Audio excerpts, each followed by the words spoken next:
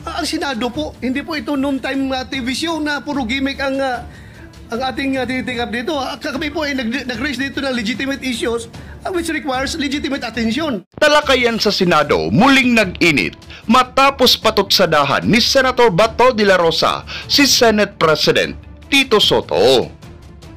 Ayon kay de la Rosa, ay hindi dapat nagmumukhang non-time show ang mga usapan sa mataas na kapulungan, lalo pat seryosong isyu ang kanilang pinag-uusapan.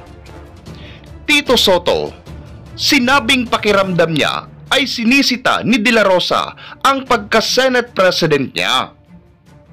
Pero bago ang lahat, mag-subscribe na sa aking YouTube channel at i-click na rin ang notification bell para updated ka sa mga bagong balita sa ating bansa. Ang Senado, hindi po ito non-time show. Ito ang naging banat ni de la Rosa kay Soto sa kanilang talakayan kaninang umaga. Nagugat ang lahat sa pahayag ni Soto na gimmick lamang di umano ang mga batikos ng minority bloc laban sa kanya, kaugnay ng usapin sa kustodiya ng dating engineer na si Bryce Hernandez. Senator De La Rosa is recognized. Thank you, Mr. President. Mr. President, since nabanggit mo na lang na yung pagpangalaga sa lahat ng miyembro ng Senado ay isang tungkulin ng Senate President. I just would like to bring to the attention of the Senate President. I came across with the news. Now, when the Senate President was asked by certain Christian Esguerra regarding the minority taking up the question about the custody of Bryce Hernandez. Ito po ang sagot ng ating Senate President, which I find it very, very, very sad because being the Senate President, we hope that you are going to take care of not only the majority, because you are not the majority leader, you are the Senate President, and we hope that the majority and the minority will be taken care of by the leadership of the Senate. And if I quote your answer, Mr. President, gimmick yan ng minority. Hindi ba nila naiisip na baka si Martin Romualdez ang tuta ko? Makabintang sila porque pinagbigyan ko yung TRICOM, tuta na ako. May ginawa ba akong illegal? Yung request ng House of Representatives, illegal? Hindi.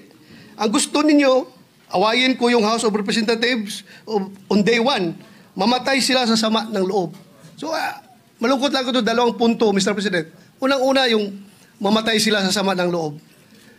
Kami, Mr. President, hindi mo po kami mapatay sa sama ng loob dahil hindi na po masama ang loob namin dahil tanggap na namin na kami ang minority.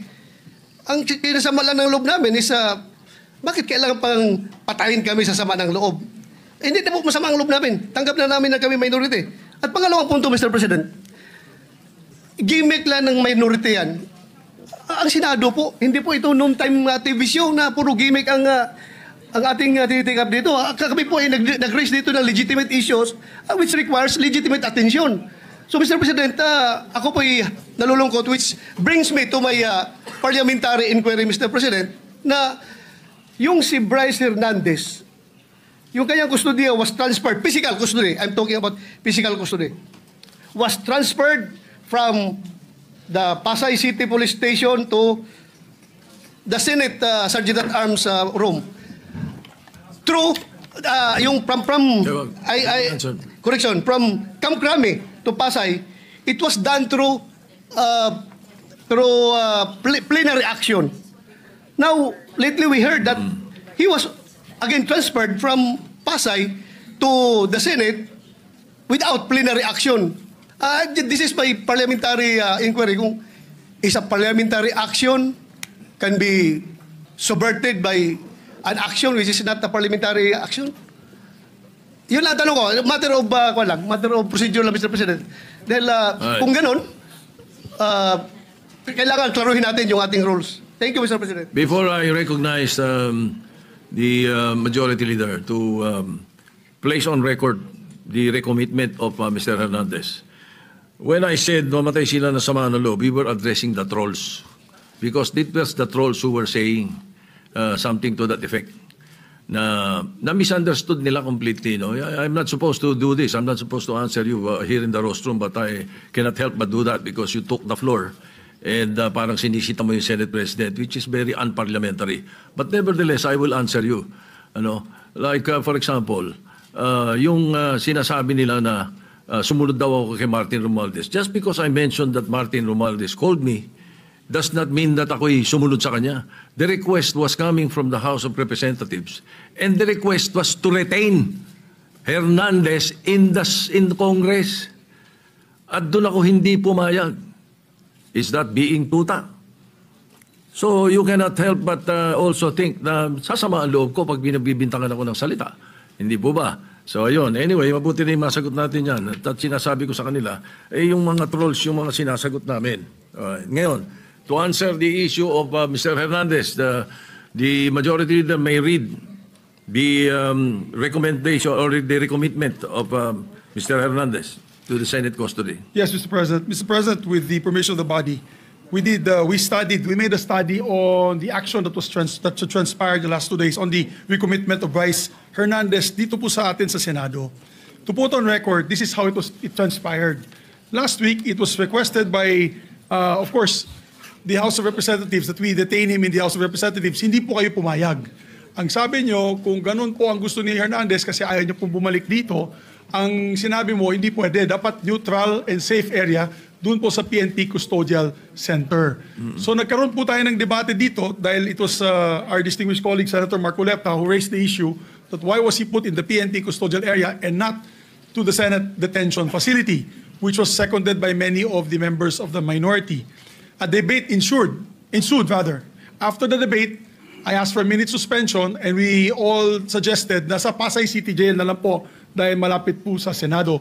Pero let's not forget the fact that originally, the position of the minority was to bring him back to the Pasay City Detention. It was only I who made the recommendation during the break that we keep it in Pasay City Jail because I approached the minority and you all agreed to my recommendation. And then after we started the session once more, the motion was done by the minority, graciously done by the minority, to move him instead to the Pasay City Jail. But upon consultation of the chairperson of the Blue Ribbon Committee, Senator Lacson, the Senate President granted the request as the chairperson of the Blue Ribbon Committee requested that he be brought back to the Senate, which was really, yun talaga ang posisyon ng gusto ng ating minority at the time, para wala ng gulo, pumayag po kayo na dito na lang sa Senado, at may request na rin po, for the record, may sulat po si Bryce Hernandez, ang abogado niya, na ibalik siya dito, at yan po ay confirmed sa kanilang hearing this morning for his writ of amparo before the Pasay City Regional Trial Court. Sinabi po ay doon na lang po ako sa Senado ilagay. So, the Senate President acted on the request na gusto ibalik na lang po. Dito tayo naman po ang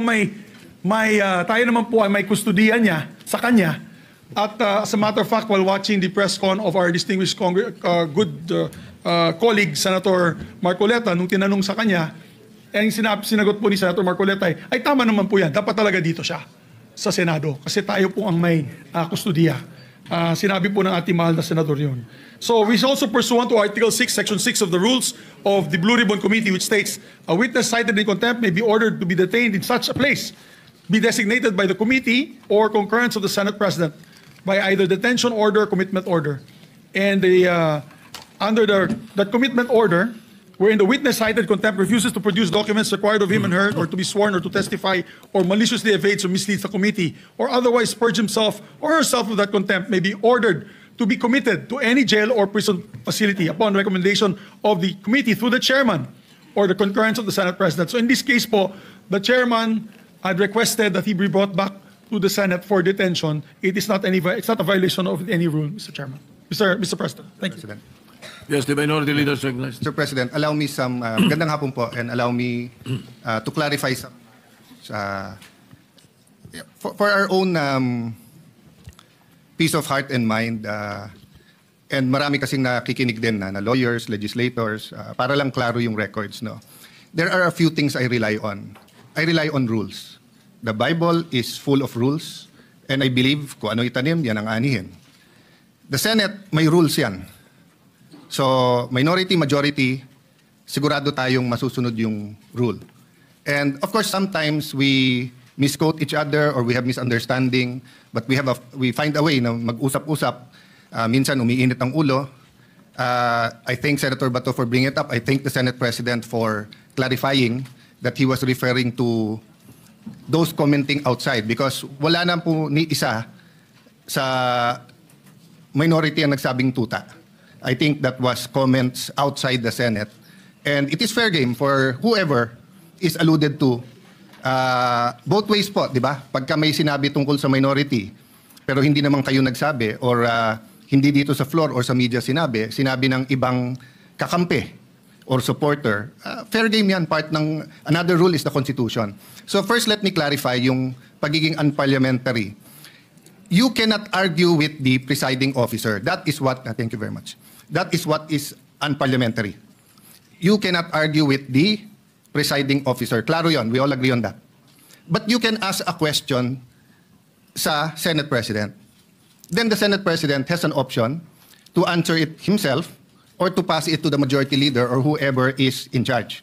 But in this case, last week, because it was a decision by Senator Soto, our Senate President, hindi lang ng majority, our Senate President, you chose to answer it from there, which is your privilege. So we didn't mean to argue with you. But the procedure would be to either ask someone else to explain it or for the Senate President to go down at dito po mag-argue so that we do not argue with the Senate President. So if there was any form of disrespect, Mr. Senate President, we did not mean that. Pasensya na rin po kayo. But in the same manner, we have to argue our point of view and rules. Kasi dito, ang daming congressman na nabanggit and wala tayong sinasanto dito. So kung may senador na babanggit, so be it. We have to get to the bottom of all of this. We need a national reset. Dapat lumabas lahat ng katotohanan. Nung sinabi kong we all have to repent, totoo yun. We are all sinners, but that doesn't mean na yung most guilty, yung mga guilty, lahat ng involved dito ay hindi dapat ma-expose at dapat parusahan. Ang problema nga, may gumugulo. At kung ikaw ang mastermind, guguluhin mo to. So ang problema namin, Mr. President, is that, and I think the Senator Marcoleta, the former chairman, will bring it up, no? Wala pa tayo dun sa state witness eh. Nandun pa lang tayo sa protection of the witness, sa mga diskayas. Pero lumipat po tayo dito sa Assistant DE. Nagulat po kami kasi nga, hindi binalik sa Senado when he was still chairman. And Majority Leader, just to be concise, I'll read the rule. Sabi dito sa rules sa page 6 of 7, section 6, subparagraph C, a witness cited in contempt may be ordered detained in such a place that may be designated by the committee alone. May word po na alone. Or with the concurrence of the Senate President. And in our discussion, the new chairman admitted that he was not consulted. It was the Senate President. But I myself, I said, siguro pag nasa ganun sitwasyon, kailangan umakto ka agad. I mean, the record, Mr. President, will bear me out, di ba? Na sinabi ko naman, di ba, na ayaw niyo magkaroon ng constitutional crisis, nagsalita yung House, nagsalita yung Senate. Ang problema nga po, hindi naman po simpleng request to ng Speaker of the House eh. Yung mismong witness, siya nasusunod eh. Sinabi niya dun sa House eh, wag niyo na ako ibalik sa Senate, hindi siya binalik. So yes, initially, the issue was not where. The issue is not where to detain him. The issue is who has authority and ano ang rules natin. Ang rules natin yung committee. Ang committee hindi lang yung chairman. But at the last minute, napag-usapan natin dito at hawak ko po ang ating minutes or yung galing ba to sa journal? Transcript, no? Meron pong TSN po to. Nag-motion eh. Ang plenary po, mas mataas sa committee. So paano po nangyari na si Assistant DE, sa simpleng request niya, hindi naman nag-meeting yung committee. Ako as minority leader, automatic, hindi naman ako nakonsulta. So ang problema namin sa minority is not really where he is detained. Ang problema namin, can we rely on the rules? Because ang tamang procedure doon, kung hindi natin pinagbotohan to sa floor, is that either the chairman decides and we all give our concurrence sa chairman or he informs us, may letter, anong tingin nyo? Then of course, masusunod naman yung majority, minority naman kami. Pero hindi na naman ganun nangyari. Tapos maririnig namin, mababasa na lang namin sa dyaryo or sa internet or maririnig namin ngayon sa majority leader na yun ang naging desisyon. Hindi pwedeng magdesisyon ang plenary tapos mababaliktad na lang ito. So the issue is not just Bryce. The issue is also the rules of the Senate. Ganun din po I don't know who wants to answer this. Ano ba ang rule natin pagdating sa CCTV? So, I put this on record. I will put it on record. Hanga ako kay Senator Lacson mag-imbestiga. And I support him to go all the way. But hindi ba kung meron tayong sinususpetsa dito, you make a request for the CCTV. And then, you have a conclusion. Kasi kung hindi, lahat na lang tayo titingin sa CCTV. Tapos sasabihin natin dito, may nakita kong ganito, pumunta sa media. May nakita ko, pumunta sa ganito. Di ba? So, yes, the government is under attack and that's legitimate. The Gen Zs are rising up. That's legitimate. They should. But we should not attack ourselves. Kung meron guilty sa atin dito, i-expose natin. Tapos sa Ethics Committee. Huwag natin pigilan ng witness. Kung gusto ituro ni Bryce, kung siyam kami sa minor, ituro niya. Pero sundin natin yung rules, no? So before I let go of the floor, I think Senator Marcoleta on the same topic wants to say some things. But whether he will say it or not, Mr. President, no? I don't know the pleasure of the body sa plenary. At mas marami naman kayo So kung gusto nyo dito sa Senate, di okay. And I think Senator Estrada also found out that both in the PNP custodial and in the Pasay City, walang taga-usaha. Tama ba yun? Sa custodial, hindi totoo na it was under the custody of USAA kasi walang taga-USAA ang nandun. So we do not know what transpired during that time. Kasi pagka under contempt, hindi punishment yun Binibigyan mo ng oras yung witness pag isip-isipan kung magsasabi ng totoo o hindi. But if we allow people to come in and talk to him, hindi mo na alam kung sino nag-guide sa witness na yon. Ang pwede lang yung abogado niya, maybe his family, di ba? So I think this is legitimate without pointing fingers to anyone. I don't know what the Discayas will say. I don't know what Bryce Hernandez will say. Let them say everything they want to say. As Senator Ping naman said, may resibo. Pero katulad kay Joel Villanueva, peke yung resibo, ghost yung resibo Hindi pala screenshot yun Pinicturan pala ang cellphone. Ang screenshot, cellphone, sinave mo yung screen. Eto, cellphone, kinunan. O, sabihin mo na, sige, let's not on technicalities. Tapos tignan mo yung laman. Yung laman, member daw siya ng CA, hindi siya member ng CA doon. At tapos na. Kay Senator Jinggoy, naka-Amerikana. Minsan lang nga lang mag-Amerikana yung tao nung birthday niya. Pero ang picture sinabi, birthday niya, hindi naman. So, yes, may resibo. Pero may peking resibo But we will address that at the right forum, Mr. President. But, again, we have to follow the rules. Sabi ng Supreme Court sa case ni Vice President Sara, sa tamang paraan, sa tamang panahon. Senator Marcoleta, will you...